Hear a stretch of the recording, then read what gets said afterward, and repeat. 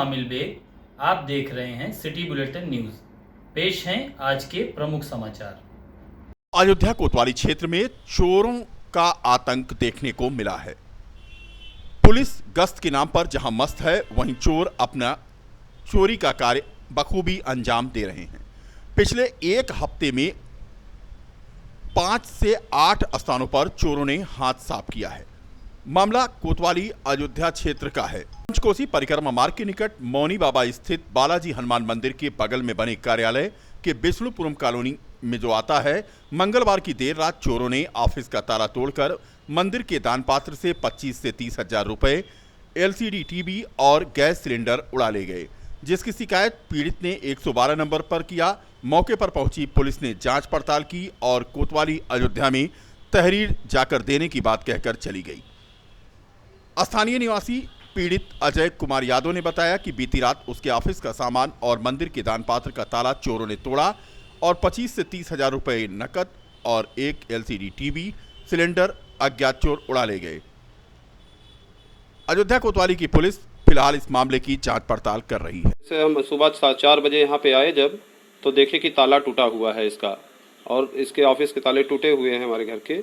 तो देखे यहाँ दान पत्र भी हम मंदिर का यहीं सुरक्षित होने के नाते यहाँ पे रख देते थे उठा के रात में कि यहाँ सुरक्षित रहेगा। और दान पत्र का ताला तोड़ के और दरवाजे का कुंडा तोड़ के दान पत्र में लगभग 25-30 हजार रुपये था, वो भी उठा ले गए। अभी हम जल्दी में 29 तारीख को में आज बकरीद का त्योहार शांतिपूर्ण ढंग से संपन्न हो गया। कोरोना प्रोटोकॉल के बीच यह त्योहार मनाया गया। अयोध्या के मस्जिद कोटिया में इकबाल अंसारी ने गाइडलाइन का पालन करते हुए नमाज अदा करके दुआ मांगी। कोरोना महामारी से देश दुनिया त्रस्त है और इसे समाप्त हो ऐसी दुआएं मांगी गईं। बकरीद के मौके पर नमाज अदा कर इकबाल अंसारी ने देश में शांति और इस महामारी की समाप्ति पर दुआएं मांगी। उन्होंने कहा कि बकरीद का पर्व पूरे देश में मनाया जाता है और हमारे यहाँ यह कुर्बानी का रस्म रिवाज है जो पूरी दुनिया में दिया जाता है। नमाज अदा आज शांतिपूर्ण ढंग से की गई और देश में अमन और शांति के लिए दुआएं मांगी गईं। उन्होंने कहा कि भेदभाव न हो, सभी वर्ग मिलजुल कर रहें और साफ सफाई हो, ऐसी कामना वह करते हैं। ये बकरीद का जो है ये त्यौहार है, ये पूरे दुनिया में पूरे देश में मनाया जाता है। कुर्बानी का हमारे यहाँ एक रस्म रिवाज है और कुर्बानी हमारे यहाँ फर्ज है। पूरी दुनिया में कुर्बानी की जाती है और नमाज हमारे यहाँ सुबह फजर की नमाज के बाद में जो है बकरा ईद की नमाज। तो नमाज पढ़ने के बाद में हम पूरे देश दुनिया के लिए और आम मुसलमानों के लिए, सबके लिए, चाहे वो हिंदू हो चाहे मुसलमान हो, सब मेरे पास पड़ोस का हो, सबके लिए हम लोग एक दुआ करते हैं। और कोई परेशानियां हैं मुल्क में तो उसके लिए भी हम लोग दुआ मांगते हैं कि अगर हमारा देश खुशहाल है तो हम भी खुशहाल हैं। और हम तो आज पूरे देश दुनिया के लिए, कोरोना ऐसी बीमारी के लिए भी आम पूरे जो है पूरी दुनिया के मुसलमानों ने ये दुआ किया है कि बीमारियां हमारे देश से चली जाए और आपस में कोई नातेबाकी ना रहे और देश में सारी जनता आपस में मिलजुल के रहे, कोई मतभेद ना रहे। हम इसी की दुआ मांगते हैं। हम चाहते हैं कि जो है हिंदू और मुस्लिम, सिख, ईसाई सब अगर भाई भाई हैं तो ऐसे रहें भी, पड़ोसी भी खुश तो हमारा तो हम भी खुश। हम चाहते हैं कि आज कुर्बानी का दिन है, साफ सफाई भी होनी चाहिए और कोई प्रतिबंधित जानवर। बारिश क्या हुई, शहर में नगर निगम की पोल खुल गई। नगर निगम के कार्यों की पोल जहां खुली कि विभिन्न मोहल्लों में जल भराव हो गया, वहीं सबसे ज्यादा हालात खराब हुए बारिश में तालाब बन गई कौशलपुरी कॉलोनी। विकास प्राधिकरण की विकसित कॉलोनी है कौशलपुरी। नाले और नाली, सड़क, पानी से सब लबालब। कॉलोनी वासियों का घर से निकलना दूभर हो गया। तस्वीरें हम आपको दिखा रहे हैं कौशलपुरी कॉलोनी की, जहां मुख्य मार्ग पर पानी भर गया और विभिन्न इलाकों में यहां जल भराव की स्थिति यह हुई कि आने जाने में लोगों को दुश्वारियां झेलनी पड़ी। बता दें कि शहर के कई और इलाके भी आज जलमग्न नजर आए। हालात यह हुए कि नाले नाली चौक होने की वजह से विभिन्न स्थानों पर घरों में भी पानी घुसने की खबर है। फिलहाल तस्वीरें हम आपको दिखा रहे हैं कौशलपुरी, जो वीआईपी कॉलोनी मानी जाती है अयोध्या शहर की। इस कॉलोनी की हालत सबसे ज़्यादा खराब नजर आई। स्थानीय लोगों का कहना था कि जल निकासी की व्यवस्था जो थी उसमें साफ सफाई न होने की वजह से और सड़कों को बेतरतीब ढंग से बेमानक के बनाया गया और निर्माण कार्य भी चल रहा है। यही वजह है कि यहाँ पर जल भराव की स्थिति आई। विकास प्राधिकरण की यह सड़क है और इस पर पानी भरा हुआ है। आप तस्वीरों में देख सकते हैं, जगह जगह गड्ढे हैं, लोग इसमें गिरकर चोटहिल भी हो सकते हैं। फिलहाल कॉलोनी वासियों ने इस संबंध में बताया कि आए दिन बरसात जरा सी होती है तो यहाँ पर लबालब पानी भर जाता है और पूरा तालाब जैसी स्थिति यहाँ की हो जाती है। दिल्ली बॉर्डर पर चल रहे किसान आंदोलन के समर्थन में आज भारतीय किसान यूनियन अराजनैतिक की जिला इकाई अयोध्या ने प्रदर्शन किया, अखबार की प्रतियां जलाईं और मासिक बैठक भी की। किसान यूनियन के नेताओं का कहना था कि 8 सूत्रीय मांगें उनकी थीं, जिस संबंध में पहले ज्ञापन जिलाधिकारी महोदय को दिया गया था, लेकिन अभी तक उनका निस्तारण नहीं किया गया है। अविलंब निस्तारण की मांग की गई है। हेमू कलाड़ी पार्क, जहां हमेशा किसान धरना प्रदर्शन करते हैं, वहां पर पानी भर जाता है। मिट्टी की पटाई यहां पर होनी चाहिए और इसे दुरुस्त कराया जाए तथा गरीबों के राशन कार्ड को ऑनलाइन आवेदन के बाद भी नहीं बनाया जा रहा है, इस पर भी कार्रवाई की मांग की गई है।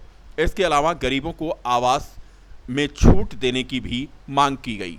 इस संबंध में एक ज्ञापन आज जिलाधिकारी के प्रतिनिधि को सौंपा गया। बता दें कि भारतीय किसान यूनियन के नेताओं का आज कहना था कि दिल्ली बॉर्डर पर चल रहे किसान आंदोलन का वह समर्थन करते हैं। आज यहाँ हम लोग आए हैं, भारतीय किसान यूनियन जो मीटिंग हो रही है, जो गाजीपुर बॉर्डर पे धरना चल रहा है, उसके समक्ष हम लोग यहाँ आए हैं कि बड़ी से बड़ी संख्या में वहाँ जाएं और जब तक ये वहाँ आंदोलन चलता रहेगा, सरकार हमारी बात नहीं मानती, तब तक हम लोग जो है यहाँ अब इस पूर्वांचल में भी इस संगठन का, इस आंदोलन का जो है फैलाने के लिए यहाँ हम लोग आज बैठक कर रहे हैं। अब धीरे धीरे इसको हम गाँव स्तर पर ले जाएंगे। अब वो हमारी बात कायदे से नहीं लिखते, इसलिए हमें जलाना पड़ा। सच्चाई है, उसको लिखना चाहिए। गाँव में अनपढ़, कम पढ़े लिखे या फिर औरतों के प्रधान चुने जाने के किस्से आम हैं, मगर जागरूकता के इस माहौल में बीकापुर विकासखंड के शेरपुर गांव में एक ऐसे नौजवान को ग्रामीणों ने अपना प्रधान चुना है जो न केवल उच्च शिक्षा प्राप्त है बल्कि उसकी पारिवारिक पृष्ठभूमि भी एक लंबे अरसे से समाज सेवा कर रही है। जी हां, शेरपुर गांव पंचायत में एक नवयुवक को प्रधान चुना गया जो देसी तो है मगर बिलायती भी। 28 वर्षीय नवनिर्वाचित ग्राम प्रधान Satyaprakash Verma Singapore, Bahrain, Malaysia, Cambodia, Philippine सहित भारत के कई नामचीन होटलों में मैनेजमेंट की नौकरी छोड़कर गांव में कायाकल्प करने पहुंच गया। करीब 35 वर्ष के लंबे राजनीतिक कैरियर की पारिवारिक पृष्ठभूमि से ओतप्रोत सत्यप्रकाश वर्मा के पिता स्वर्गीय वासुदेव वर्मा लंबे अरसे से गांव का प्रतिनिधित्व करते चले आ रहे हैं। मौजूदा त्रिस्तरीय पंचायत चुनाव में भी जनता का जनादेश उन्हीं के पक्ष में गया, मगर परिणाम आने से पहले ही एक हादसे में उनका इंतकाल हो गया। पिता की असमय हुई मौत और समाज की लंबी जवाबदेही भरी जिम्मेदारी सिर पर आते ही सत्यप्रकाश, जो MBA की उच्च शिक्षा प्राप्त है, सबको छोड़कर गांव की मिट्टी की ओर चले आए। एक अनोखा गांव बसाने का सपना संजोए नवयुवक ग्राम प्रधान सत्यप्रकाश वर्मा ने वार्ता के दौरान भावुक होकर के दावा किया कि हरित क्रांति, श्वेत क्रांति, स्वच्छता अभियान, स्वच्छ पर्यावरण, जवाबदेही प्रशासन, यह तमाम ऐसी प्राथमिकताएं हैं जो आने वाले 5 साल में वह करके दिखाना चाहते हैं। अब जैसा कि जानते हैं, पिताजी हमारे एक्सपायर हो गए थे। उसके बाद जो है चुनाव हुआ। चुनाव में जो है जनता ने चाहा तो मैं विजयी हुआ। पूरी बस जो भी पूरा मेरा फोकस है, वो पूरा फोकस सिर्फ और सिर्फ एक ही चीज़ पे है, वो है ग्राम सभा का विकास। वो हर लेवल, चाहे आप ले लीजिए एग्रीकल्चर में, चाहे आप जो है ले लीजिए शिक्षा के क्षेत्र में, चाहे आप वो ले लीजिए जो है निर्माण के क्षेत्र में। तो वो मैं हर मामले में चाहता हूँ, हर हर क्षेत्र में चाहता हूँ कि विकास जितना ज़्यादा से ज़्यादा हो सके किया जाए।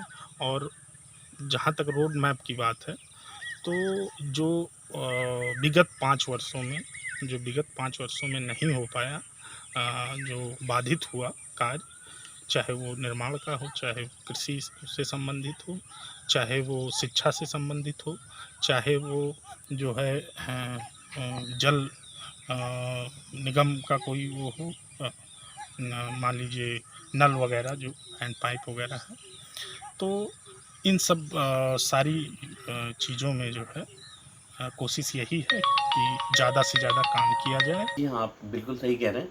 इस बार जो हमारे जनप्रतिनिधि चुन के आए हैं, वो काफ़ी अच्छे हैं, पढ़े लिखे हैं और इनका विज़न भी बहुत अच्छा है। अभी हाल ही में हमारी मुलाकात हुई थी, एक शेरपुर के प्रधान हैं श्री सत्यप्रकाश वर्मा जी, जो होटल मैनेजमेंट में उन्होंने MBA कर रखा है और इंडोनेशिया, सिंगापुर और बहरीन जैसे देशों में उन्होंने काम भी किया है। तो जब मेरी मुलाकात हुई तो मुझे लगा कि नहीं, इनका विज़न काफ़ी ब्रॉड है और अगर ये इसी तरह से काम करें तो बहुत ही अच्छा काम कर सकते हैं, गांव का विकास होगा। मैंने उनको बुलाया भी है कि हम लोग बैठ के एक प्रोजेक्ट तैयार करें और अपने जो उनके विदेश के अनुभव हैं, जो उन्होंने वहाँ पे होटल मैनेजमेंट के रूप में काम किया है, उस अनुभव को यदि वो अपने ग्राम में लागू करते हैं तो निस्संदेह वो गाँव एक आदर्श गाँव बनेगा और उसको देखते हुए और भी लोग उससे जो है लाभान्वित होंगे, जिससे हम लोग विकास की एक नई धारा का सृजन कर पाएंगे।